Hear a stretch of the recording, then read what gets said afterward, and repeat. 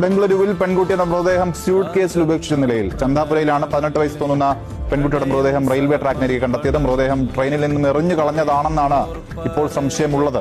Pink നിറത്തിലുള്ള ടീഷർട്ടും കറുപ്പ് നിറത്തിലൊരു 3/4 ഈ കുട്ടി ധരിച്ചിരിക്കുന്നത്. ഈ സ്യൂട്ട് കേസിനകത്താണ് ഈ പെൺകുട്ടിയുടെ മൃതദേഹം ഉണ്ടായിരുന്നത്. ഹൊസൂർ മെയിൻ റോഡിന് അടുത്തുള്ള റെയിൽവേ ട്രാക്കിലാണ് ഈ മൃതദേഹം കണ്ടത്. അതായത് ഈ റെയിൽവേ ട്രാക്കിന് തൊട്ടടുത്തൊരു റെയിൽവേ ബ്രിഡ്ജ് ഉണ്ടായിരുന്നു. ആ ബ്രിഡ്ജിന് താഴേക്ക് എറിഞ്ഞ് കളഞ്ഞ നിലയിലാണ് ഈ മൃതദേഹം ഉണ്ടായിരുന്നത്. ഏതാണ്ട് ഒരു കടും നീല നിറത്തിലുള്ള ഒരു സ്യൂട്ട് കേസിലാണ് ഈ കുട്ടിയുടെ മൃതദേഹം സ്റ്റഫ് ചെയ്ത് വെച്ച നിലയിൽ ആണ് ഉള്ളത്. ഇപ്പോൾ ബയ്യപ്പനഹള്ളിയിലെ റെയിൽവേ പോലീസും സൂര്യനഗർ പോലീസും ഈ സ്ഥലത്ത് പരിശോധന നടത്തി വരികയാണ്.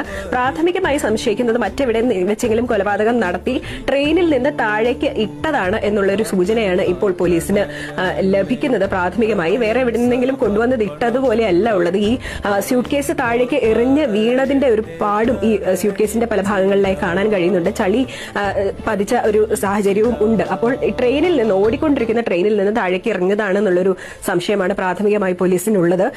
ആരാണ് ഈ കുട്ടിയെ കുറിച്ചുള്ള വിവരങ്ങളൊന്നും ഇതുവരെ ലഭ്യമല്ല. ഈ ചിത്രം അടക്കം പ്രസിദ്ധീകരിച്ചുകൊണ്ട് ഇവരെ കണ്ട് തിരിച്ചറിയുന്നവർ എത്രയും പെട്ടെന്ന് പോലീസിനെ സമീപിക്കണം എന്ന് പോലീസ് ആവശ്യപ്പെടുകയും ചെയ്യുന്നുണ്ട്.